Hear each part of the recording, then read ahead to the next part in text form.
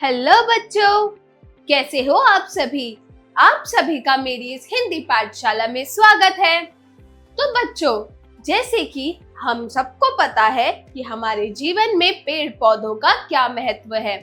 अगर पेड़ पौधे नहीं होंगे तो हमें खाने को फल, बीमार पड़ने पर दवाइयाँ, लिखने को कागज और सबसे इम्पोर्टेंट जीने के लिए सांस यानी कि ऑक्सीजन नहीं मिल पाएगा। तो बस आज की कक्षा कुछ ऐसी चीज पर है। 1.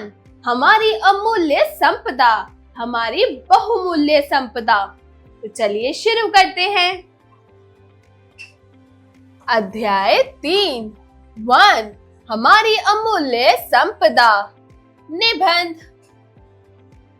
अध्ययन से पूर्व।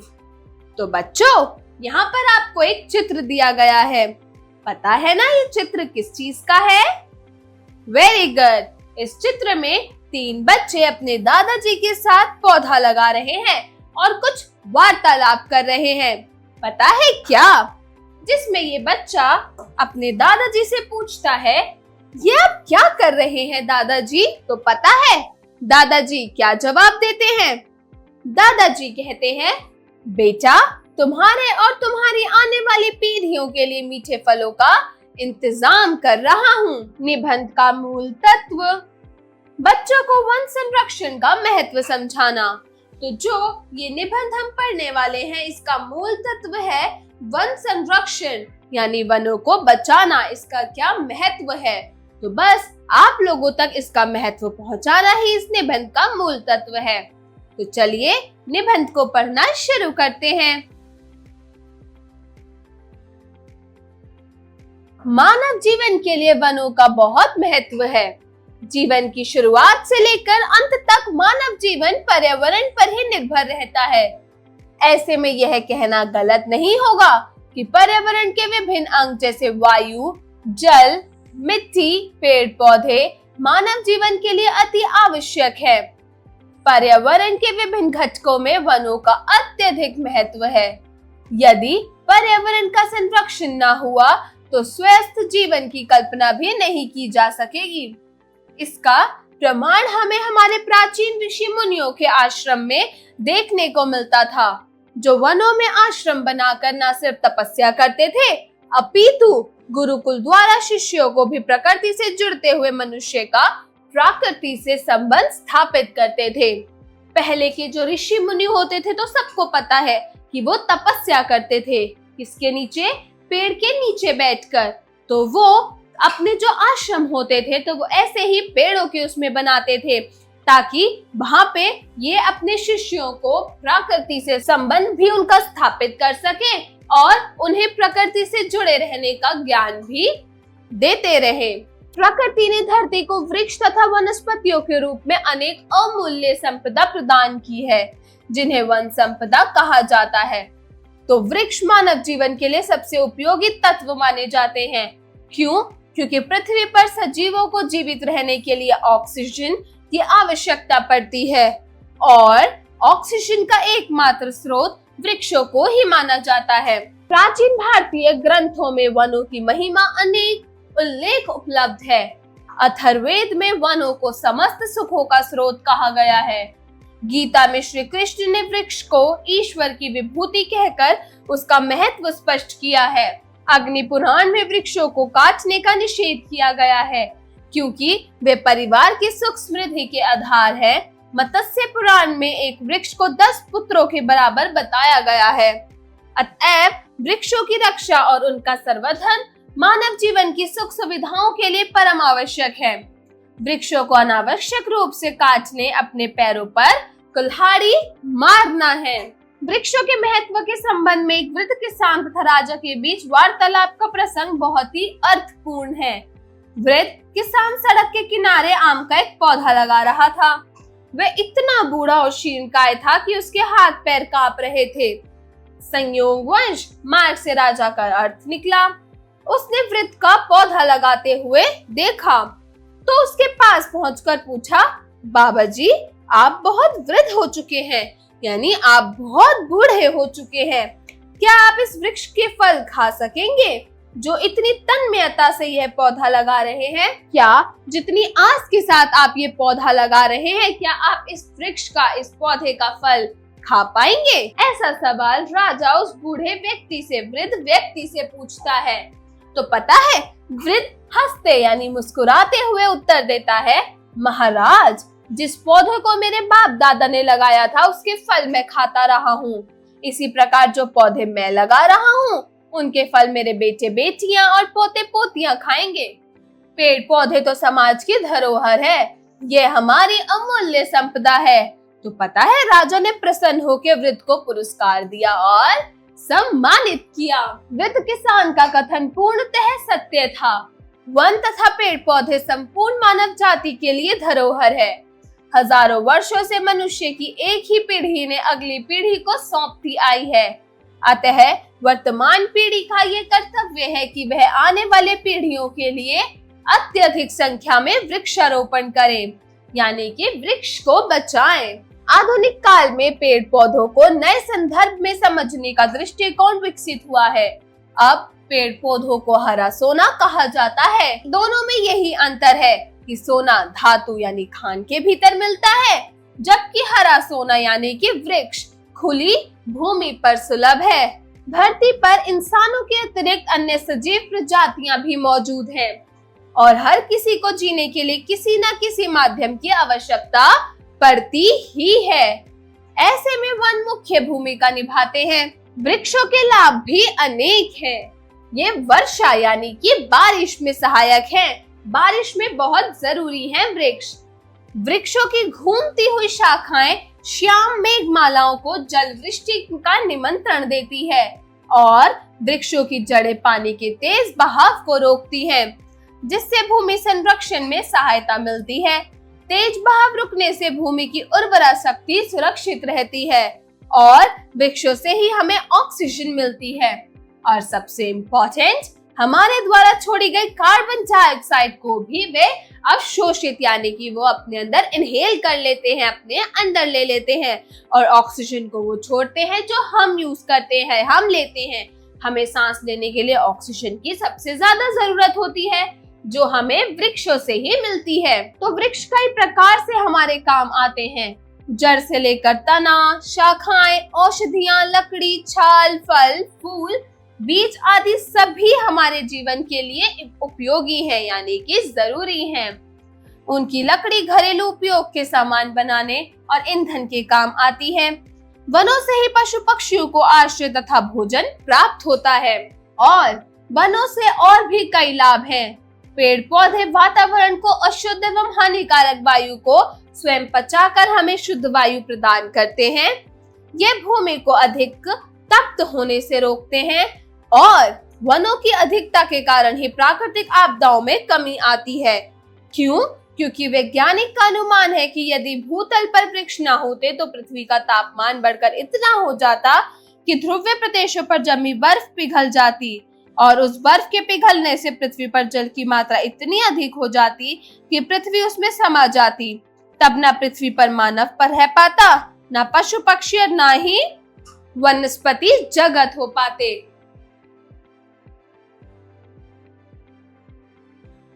वन उपज का उपयोग गृह निर्माण, मेज कुर्सी, दरवाजे, खिड़कियां, बैलगाड़ी, कृषि उपकरण, खिलौने, खेल की सामग्री, वाद्य यंत्र, नौकाएं, खंबे, पुल, कागज, माचिस आदि बनाने में किया जाता है।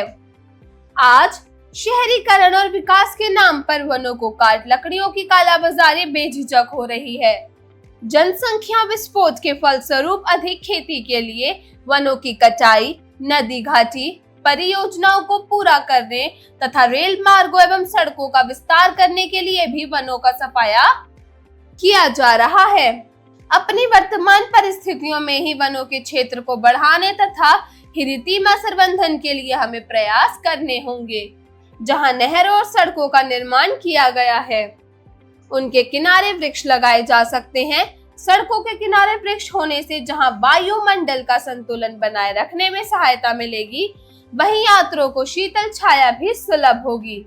आम के आम और गुठलियों के दाम।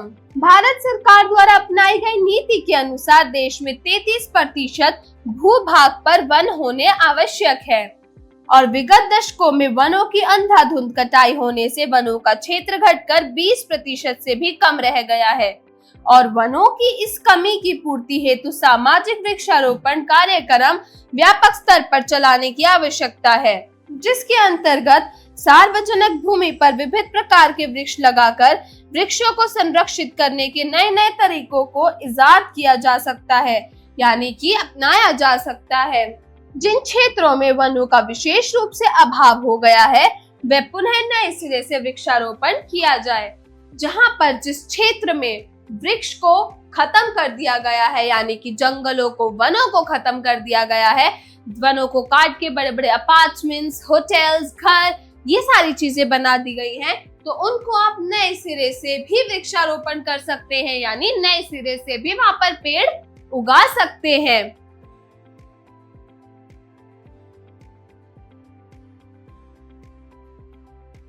देश में वन क्षेत्र के विस्तार को दृष्टि में रखते हुए विभिन्न पंचवर्षीय योजनाओं में वन विस्तार को स्थान दिया जाता है। सामाजिक वानिकी संपूर्ण देश में वृक्षारोपण का व्यापक कार्यक्रम है। इस कार्यक्रम के अंतर्गत कृषकों के खेतों की मेड़ों तथा निकट की खाली भूमि में वृक्ष लगाने के लिए सरकार द्वारा पौधे उपलब्ध कराए जाते हैं। इसके अतिरिक्त एक बच्चा एक पेड़ कार्यक्रम के अंतर्गत बच्चों का फलदार वृक्ष लगाने के लिए प्रोत्साहित किया जाता है। इसलिए ऐसा भी माना जाता है क्योंकि सनातन संस्कृति में वृक्षों को देवता माना गया है। सनातन धर्म यानी कि हिंदू धर्म, हिंदू संस्कृति में जो वृक्ष है उनको देवता यानी भगवान माना गया है तथा वृक्षों को काटना एक अपराध, वृक्षों को काटना एक गुनाह, एक अपराध माना गया है। अतः इस अपराध को रोकने की भावना को जन समूह में रोपित करना जरूरी है। सामाजिक वानिकी कार्यक्रम की सफलता को सुनिश्चित करने के उद्देश्य से प्रत्येक विकास खंड में प्राय 2 हेक्टेयर भूमि में पौधशाला की व्यवस्था की गई है। इस पौधशालाओं के लिए वन विभाग द्वारा विभिन्न प्रकार के पौधे तैयार की जाती है। इस कार्यक्रम में अत्यधिक क्षेत्रों में लाभवंती करने के लिए गांव और नगरों के निवासियों के परामर्श से पौधों के रोपण क्षेत्रों का चयन एवं धारण किया जाता है। इन रोपण क्षेत्रों में खेतों की मेड़ों की भूमि को भी सम्मिलित किया गया है। वृक्ष हमारे जीवन को सुखी और सुविधापूर्ण बनाने में अत्यधिक सहायक है। ये आंधी तूफान की तेज गति को नियंत्रित करते हैं, भूमि में आर्द्रता बनाए रखते हैं तथा भूमि को अपनी जड़ों से जकड़कर चट्टानों और मिट्टी को खिसकने से रोकते हैं। इनकी कमी होने पर वर्षा कहीं अधिक और कहीं कम होने लगी है और वर्तमान समय में भूस्खलन, भूकंप, सूखा आदि आपदाएं हमारे जीवन में न सिर्फ प्रभावित कर रही हैं, बल्कि मानव जाति के विनाश का भी कारण बनती जा रही हैं। तो बच्चों, ये था वन समुदाय का एक निबंध कि हमें वनों की कैसे रक्षा करनी चाहिए।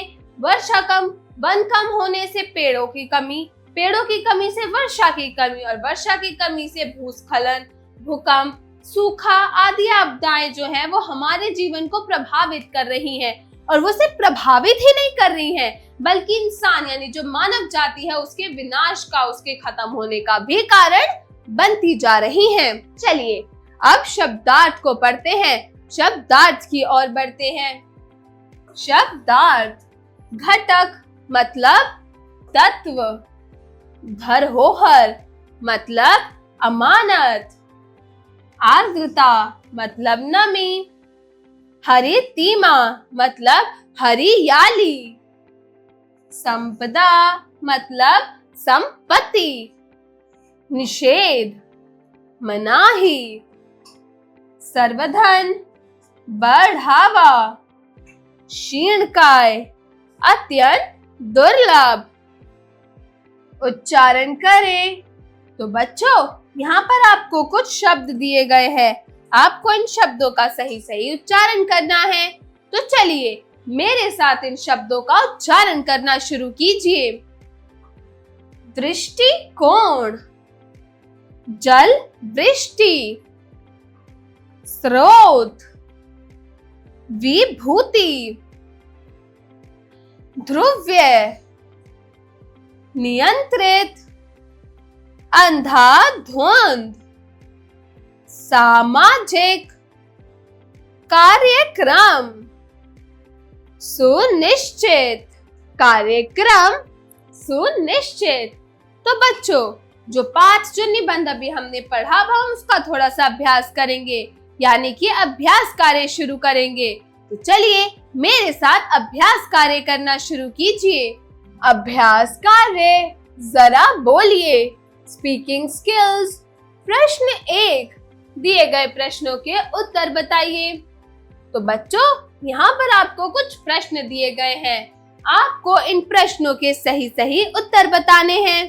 तो चलिए शुरू करते हैं। क, वन संपदा किसे कहते हैं? Very good.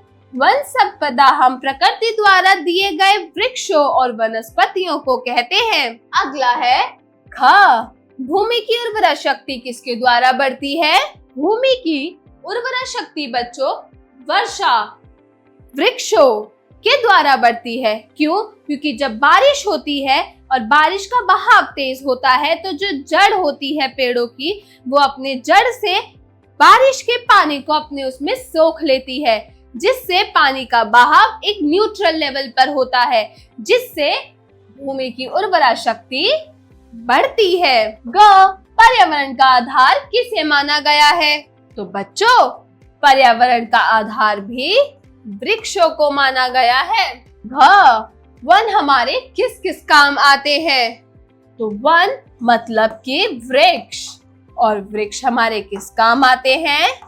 फल, फूल, मेज, कुर्सी, घर, दवाइयाँ, कागज इत्यादि चीजें बनाने में वन हमारे काम आते हैं। जरा लिखिए। Writing skills. प्रश्न 2, दिए गए प्रश्नों के उत्तर लिखिए। तो बच्चों, यहाँ पर आपको कुछ प्रश्न दिए गए हैं, आपको इन प्रश्नों के सही सही उत्तर लिख कर बताने हैं। तो चलिए शुरू करते हैं।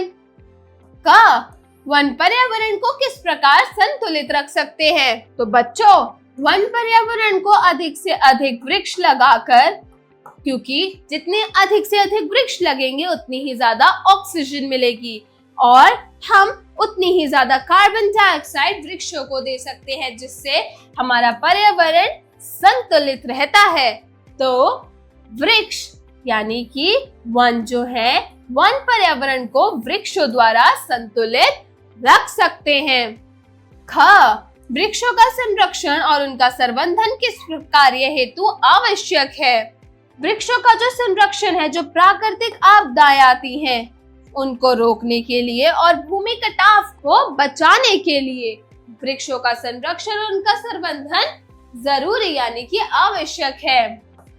ग, वन संपदा के क्या लाभ हैं? तो बच्चों, वन संपदा से जो पृथ्वी पर जीव होते हैं उनको प्राण मिलते हैं, उनको प्राण वायु मिलती है और साथ ही साथ उनको जीवन जीने के लिए बहुमूल्य पदार्थ मिलते हैं। क्यों? क्योंकि जीवों को जीवन जीने के लिए, जीवन व्यतीत करने के लिए ऑक्सीजन, खाना, फल, इन सब की जरूरत होती है, तो वो हमें वन संपदा से मिलते हैं। आखिरी क्वेश्चन है घ, वनों से अधिकतम लाभ कैसे प्राप्त किया जा सकता है? तो बच्चों, वनों से अधिकतम लाभ हमें वृक्षों को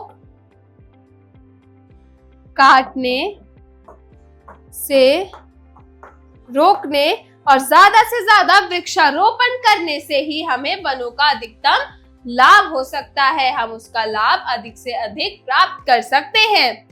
तो चलिए अब अगले प्रश्न को देखते हैं। प्रश्न 3, दिए गए वाक्यों में रिक्त स्थानों की पूर्ति कीजिए। तो बच्चों, यहाँ ऊपर बॉक्स में आपको कुछ वर्ड्स, कुछ शब्द दे रखे हैं, इन शब्दों को आपको नीचे दिए गए वाक्यों में दिए गए रिक्त स्थान में भरकर इन वाक्यों को पूरा करना है। तो चलिए शुरू करते हैं। पहला है क, वृक्षों को डैश कहा गया है। क्या कहा गया है? वेरी गुड, हरा सोना। ख, वृक्ष मिट्टी का कटाव और वेरी गुड, पानी के तेज बहाव को रोकने में सहायक हैं। ग, वृक्ष हमसे कार्बन डाइऑक्साइड लेकर ऑक्सीजन प्रदान करते हैं। घ, वन प्रकृति की अमूल्य यानी कि कीमती संपदा है। चलिए अगले प्रश्न को देखते हैं। प्रश्न 4, सही मिलान कीजिए। तो बच्चों, यहाँ पर आपको कुछ शब्द दिए गए हैं, उनके सही शब्दों से आपका उनका मिलान करना है। तो चलिए शुरू करते हैं। क, उर्वरा शक्ति किसकी बढ़ती है? भूमि की, तो हम उर्वरा शक्ति को भूमि से मिलाएंगे। ख, हरा सोना किसे कहा गया है? वृक्ष को, तो हम हरे सोने को वृक्ष से मिलाएंगे। ग है ऑक्सीजन, ऑक्सीजन एक गैस है, तो हम इसको गैस से मिलाएंगे। लास्ट इज लकड़ी। घ, लकड़ी, लकड़ी ईंधन, तो हम लकड़ी को ईंधन से मिलाएंगे। अगला है प्रश्न 5, उचित विकल्प पर सही का चिन्ह लगाइए। तो बच्चों, यहाँ पर आपको कुछ वाक्य दे रखे हैं और उनके 4 विकल्प दे रखे हैं। तो आपको इन वाक्यों को पढ़ के सही विकल्प, इन चारों विकल्पों में से सही विकल्प को छांटकर उसके आगे सही का चिन्ह लगाना है। तो चलिए शुरू करते हैं। क, पर्यावरण का संतुलन घटक है जल, वृक्ष, धरा और वायु। क्या है? Very good. तो पर्यावरण का संतुलन घटक है वृक्ष, तो हम वृक्ष के आगे सही का चिन्ह लगाएंगे। हाँ, वृक्ष सहायक है भूमि की पकड़ बनाए रखने में, उर्वरा शक्ति को बढ़ाने में, आपदाओं को रोकने में, या फिर ये सभी। वृक्ष किस चीज में सहायक है? वेरी गुड, ये सभी। क्यों? क्योंकि वृक्ष भूमि की पकड़ भी बनाए रखते हैं, उर्वरा शक्ति को भी बढ़ाने में सहायक है और आपदाओं को रोकने में भी सहायक है। तो इसका सही विकल्प है ये सभी। ग, ध्रुवीय क्षेत्रों में बर्फ पिघल रही है। क्यों? क्योंकि पर्यावरण का तापमान बिगड़ने से, सूरज की किरणों से गर्म क्षेत्र होने के कारण, या फिर पेड़ लगने के कारण।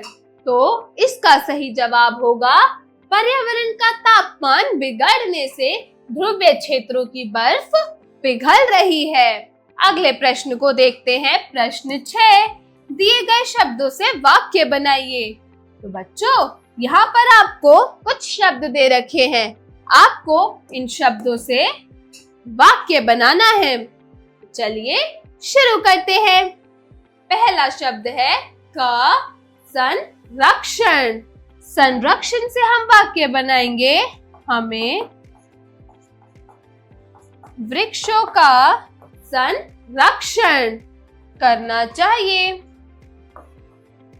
पर्यावरण, इससे हमने वाक्य बनाया वृक्ष हमारे पर्यावरण को संतुलित रखते हैं। वृक्ष हमारे पर्यावरण को संतुलित रखते हैं। ग, सुरक्षित।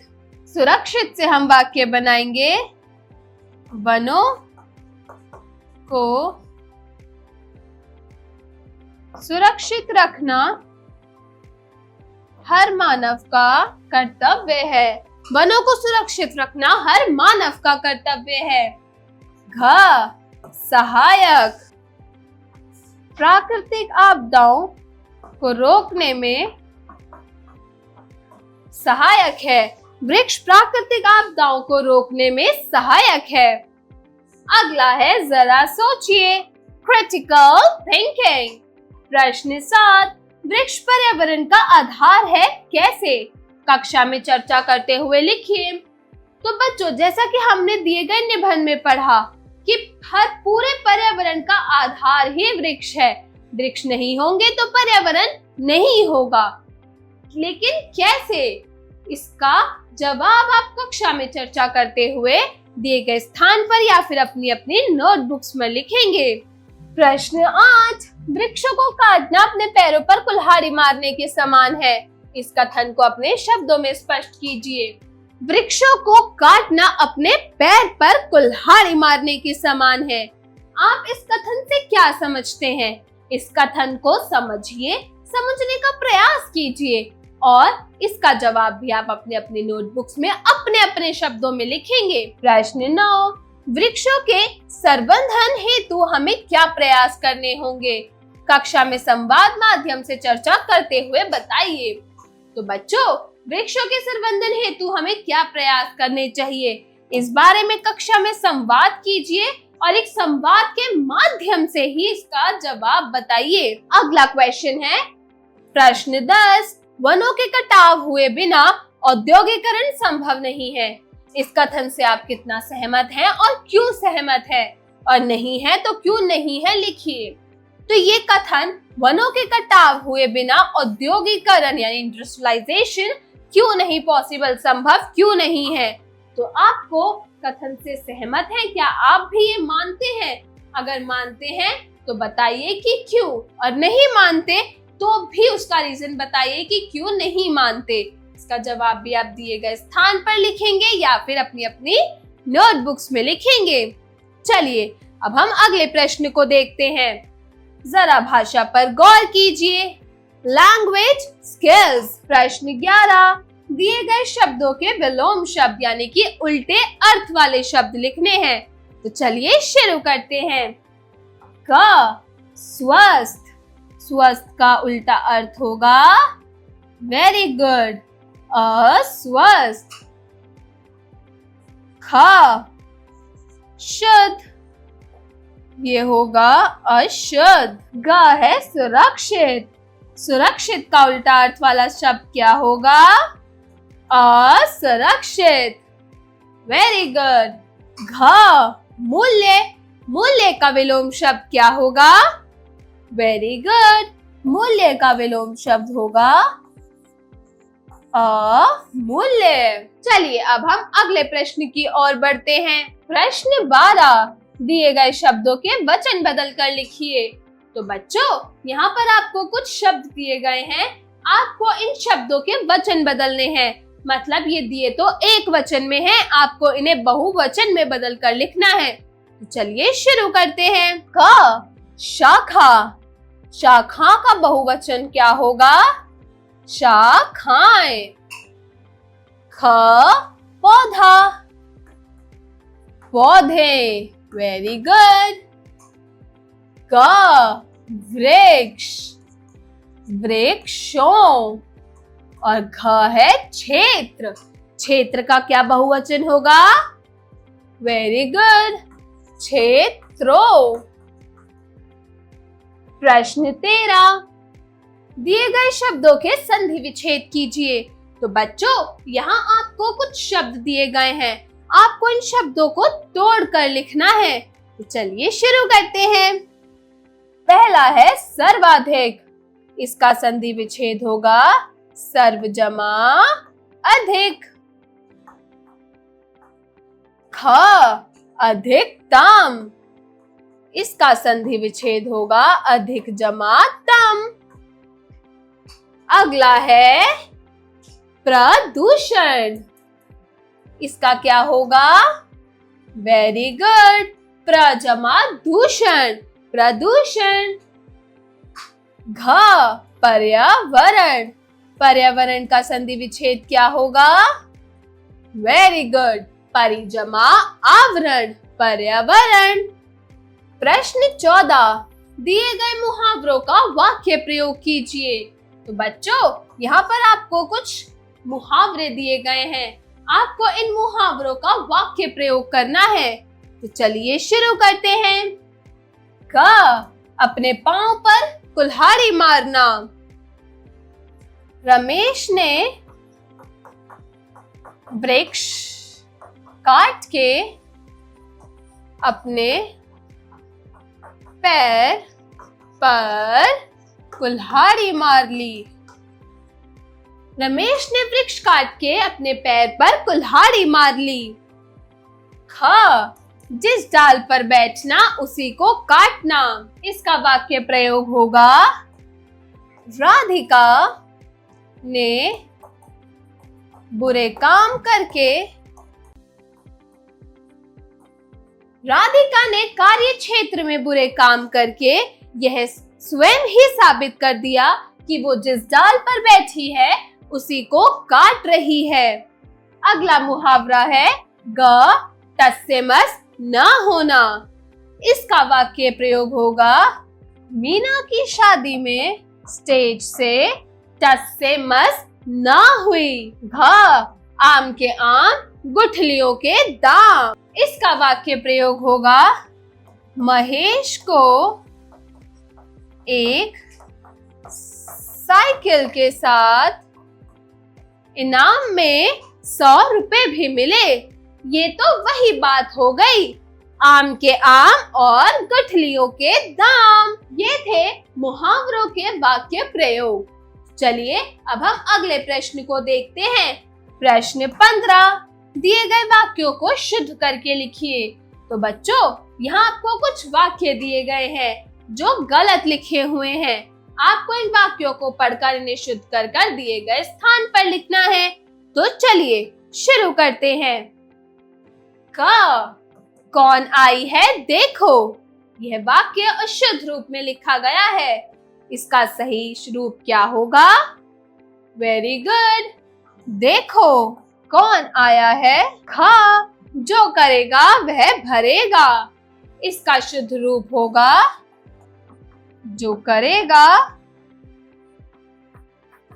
सो भरेगा। ग, कृपया करके तुम भी काम कर लो। तो इसका शुद्ध रूप होगा, तुम भी कृपया कर काम कर लो। घ, मैं संकल्प लेता हूं कि मैं वनों की रक्षा करूंगा। इसका वाक्य प्रयोग होगा शुद्ध रूप में कि मैं संकल्प लेता हूं कि वनों की रक्षा करूंगा। मैं संकल्प लेता हूं कि वनों की रक्षा करूंगा। प्रश्न 16, दिए गए वाक्यों में उचित विराम चिन्ह लगाइए। जो यहाँ पर आपको कुछ वाक्य दिए गए हैं, आपको इन वाक्यों में सही विराम चिन्ह लगाना है। तो चलिए शुरू करते हैं। क, उन्होंने रुक कर पूछा, पेड़ है कहाँ? तो इसमें विराम चिन्ह क्या आएगा? क्वेश्चन मार्क, प्रश्न चिन्ह। क्यों? क्योंकि इस वाक्य में सवाल पूछा हुआ है, इसलिए हम इसके आगे प्रश्न चिन्ह लगाएंगे। अगला है, मेरा मन निराश होने की जरूरत नहीं है। इसमें विराम चिन्ह आएगा। क्यों? क्योंकि यह एक वाक्य है। ग, सब जीव जंतु भागकर इधर उधर छिप गए। तो ये भी विराम चिन्ह आएगा। क्यों? क्योंकि यह भी एक वाक्य है। अगला है घ, प्रकृति की रक्षा कौन करेगा? यहाँ कौन सा विराम चिन्ह आएगा? वेरी गुड, यहाँ आएगा प्रश्न चिन्ह। क्यों? क्योंकि यहाँ पर सवाल पूछा हुआ है। प्रश्न 17, गलत कारक पहचानते हुए सही कारक लगाकर पुनः वाक्य प्रयोग कीजिए। तो बच्चों, यहाँ पर आपको कुछ वाक्य दिए गए हैं जिसमें ये कारक चिन्ह गलत लगे हुए हैं। आपको इन कारक चिन्हों को पढ़कर सही कारक चिन्ह लगाने हैं। तो चलिए शुरू करते हैं।